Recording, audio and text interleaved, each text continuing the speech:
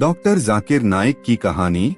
जाकिर नाइक का जन्म 18 अक्टूबर 1965 को भारत के महाराष्ट्र राज्य की राजधानी मुंबई, तत्कालीन बॉम्बे में एक मध्यम वर्गीय मुस्लिम परिवार में हुआ था। उनके पिता अब्दुल करीम नाइक एक मनोचिकित्सक थे और उनकी माता रोशन नाइक एक गृहिणी थीं। जाकिर का परिवार कोंकणी मुस्लिम समुदाय से था, जो महाराष्ट्र के तटीय क्षेत्रों में बसा हुआ है। बचपन से ही जाकिर एक मेधावी और जिज्ञासु बालक थे। कहा जाता है कि उन्हें बचपन में ही कुरान की आयतें याद हो गई थीं, जो उनकी धार्मिक रुचि का प्रारंभिक संकेत था। जाकिर ने अपनी प्रारंभिक शिक्षा मुंबई के मजगांव स्थित सेंट पीटर्स हाई स्कूल से पूरी की। स्कूल में वे एक औसत छात्र थे, लेकिन उनकी तार्किक सोच और बहस करने की क्षमता ने शिक्षकों का ध्यान आकर्षित किया। स्कूल के बाद उन्होंने किशनचंद चेलाराम कॉलेज में दाखिला लिया, जहां उन्होंने विज्ञान विषयों में अपनी रुचि को और विकसित किया।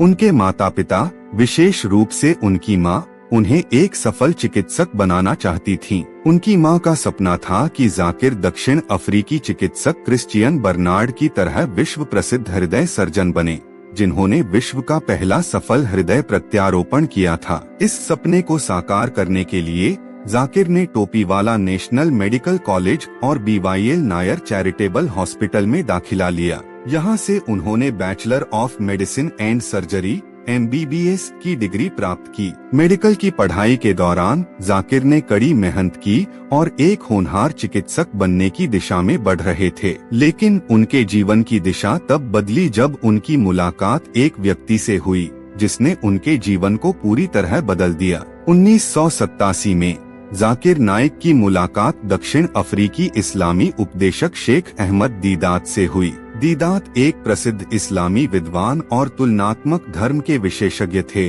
जो अपनी तार्किक और वैज्ञानिक दृष्टिकोण से इस्लाम की व्याख्या करने के लिए जाने जाते थे।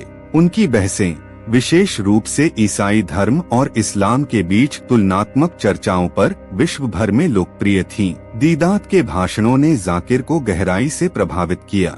दीदात का अंग्रेजी में बोलने का आत्मविश्वास, तर्कसंगत दृष्टिकोण और अन्य धर्मों के साथ इस्लाम की तुलना करने का तरीका जाकिर के लिए प्रेरणादायक था। दीदात ने जाकिर को दीदात प्लस का उपनाम दिया, जिसका अर्थ था कि जाकिर में दीदात की शैली को और बेहतर करने की क्षमता थी। इस मुलाकात ने जाकिर के जीवन की दिशा को चिकित्सा से धार्मिक उपदेश की ओर मोड़ दिया। उन्होंने फैसला किया कि वे चिकित्सा के क्षेत्र में करियर बनाने के बजाय इस्लाम का प्रचार करेंगे और गैर मुस्लिमों के बीच इस्लाम की सही समझ को बढ़ावा देंगे।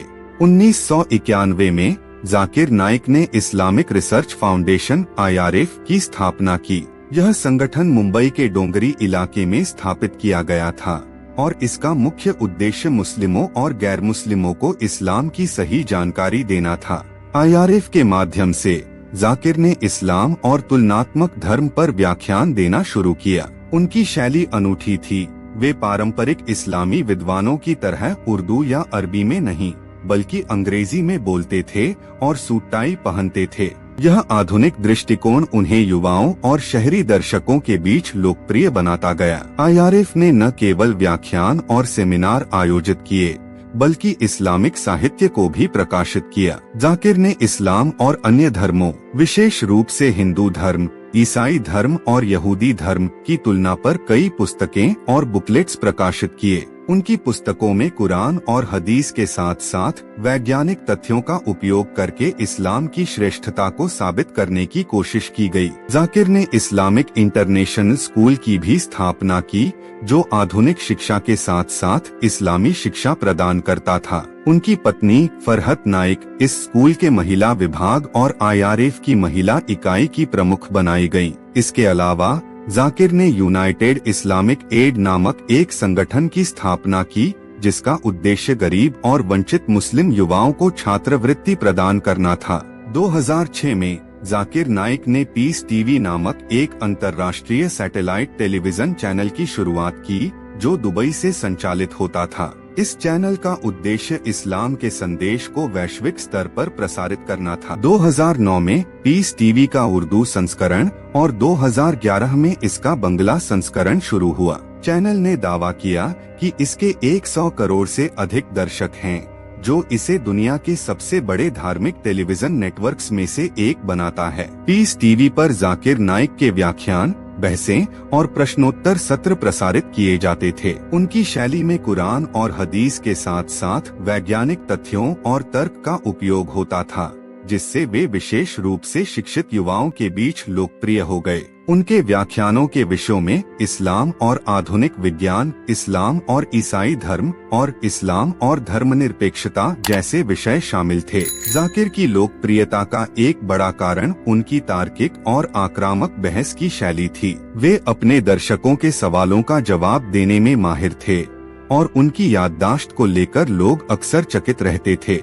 कहा जाता है कि जाकिर ने कुरान और हदीस के अलावा बाइबल, वेद और अन्य धार्मिक ग्रंथों की आयतों को भी याद कर लिया था, जिसका उपयोग वे तुलनात्मक धर्म की बहसों में करते थे। 2016 में जब भारत सरकार ने जाकिर नाइक पर मनी लॉन्ड्रिंग और देशद्रोह के आरोप लगाए, तब वे भारत छोड़कर मलेशिया चले गए। मलेशिया ने उन्हें स्थायी निवास प्रदान किया, जिसके बाद भारत ने उनके प्रत्यर्पण की मांग की। राष्ट्रीय अन्वेषण अभिकरण (NIA) ने इंटरपोल के माध्यम से उनके खिलाफ रेड कॉर्नर नोटिस जारी करने की कोशिश की, लेकिन पर्याप्त सबूतों के अभाव में यह प्रयास असफल रहा। मलेशिया में रहते हुए जाकिर ने अपनी गतिविधियां जारी रखीं, लेकिन वहां भी उनके बयानों ने विवाद पैदा किया। उन्होंने भारतीय गैर मुस्लिमों और सरकार की आलोचना की, जिसके कारण मलेशिया में भी उनके भाषणों पर प्रतिबंध लगा। फिर भी जाकिर ने सोशल मीडिया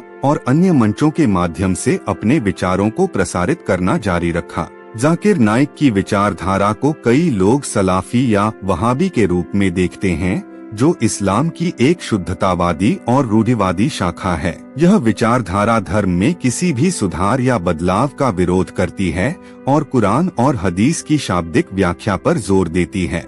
जाकिर ने सार्वजनिक रूप से इस्लाम में सांप्रदायिकता को अस्वीकार किया, लेकिन उनकी शिक्षाओं को कुछ लोग कट्टरपंथी मानते हैं। उनके आलोचकों में न केवल गैर मुस्लिम बल्कि इस्लामिक समुदाय के लोग भी शामिल हैं। कई इस्लामी विद्वानों ने उनकी तुलनात्मक धर्म की शैली को आक्रामक और विभाजनकारी माना। विशेष रूप से उनके हिंदू धर्म और ईसाई धर्म पर दिए गए बयानों को धार्मिक भावनाओं को आहत करने वाला माना गया। जाकिर का कहना है कि उनका उद्देश्य इस्लाम के बारे में गलत धारणाओं को दूर करना और मुस्लिम युवाओं को उनके धर्म के प्रति गर्व करना सिखाना है। उन्होंने 11 सितंबर 2001 के हमलों के बाद इस्लाम विरोधी भावनाओं का मुकाबला करने की बात कही। उनके अनुसार इस्लाम एक तर्कसंगत और वैज्ञानिक धर्म है और कुरान में 1000 से अधिक छंद विज्ञान से संबंधित हैं। जाकिर नाइक की लोकप्रियता का एक बड़ा कारण उनकी पहुंच थी।